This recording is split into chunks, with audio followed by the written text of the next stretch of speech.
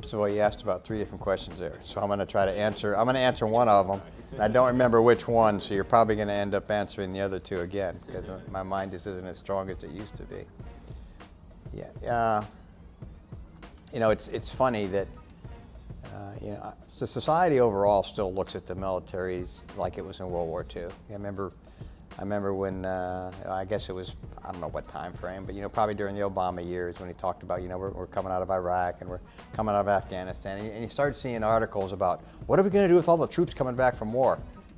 And I'm thinking, wait a minute, they may not be deployed, but the size of the Army ain't changing. Right. I mean, it's not like there's, you know, 2 million people that were, you know, I think, you know, the downside at the end of World War II, I think we demobilized like 6 million soldiers. It's not like there's 6 million soldiers coming back and all of a sudden we got to get them to college and we got to get them to work. I mean, the ETS, you know, X amount of people every day, right. And whether Iraq and Afghanistan are going on or not, it's the same amount of people going back into society. So, you know, but there's plenty of articles, what are we going to do, and unemployment, and how do we get them to school, and can we get the GI Bill going again? It's like, you know, this is not World War II. It's not 6 million people that went over there for the duration and right. Came back. I mean, people, you know, most folks are just like, you felt the need to serve, you went in, you did your time, and then you decided, you know, it was time to do something else.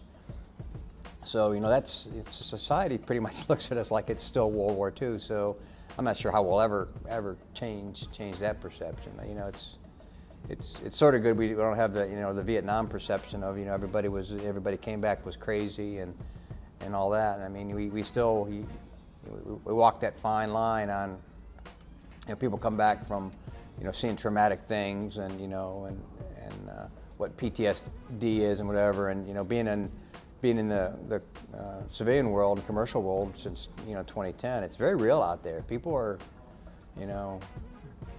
very afraid of that still, and, you know, that's, you know, a generation that went through the crazy films from the Vietnam era, and then, you know, a lot of people with good intentions said, we got to help these people with PTSD, we got to help these people with TBI, and they throw all these stat outs there, and so everybody thinks that everybody's, you know, incapable of carrying on day to day, and so that hurts us in the employment, quite frankly. And I've seen it firsthand in a couple organizations I worked at where people are really afraid that you're going to go off and, you know, kill a bunch of people, although you really can't find any evidence of that. Yeah. And you know, whenever something does happen, and you know, the newspapers are quick to say, he's a veteran.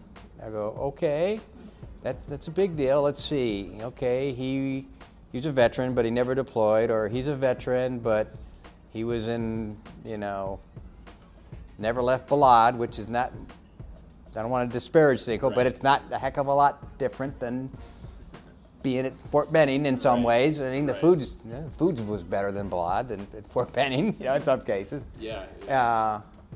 You know, so we have to come to a happy medium of how we support those people that have the real problems versus, you know, again, how many resources. You know, and that's a little worrisome because, you know, you can get blown out of proportion, and then, you know, resources that could be used somewhere else won't be, because we're chasing after a problem that needs X amount of resources, and we're trying to apply Z, and those other resources should be, you know, somewhere else.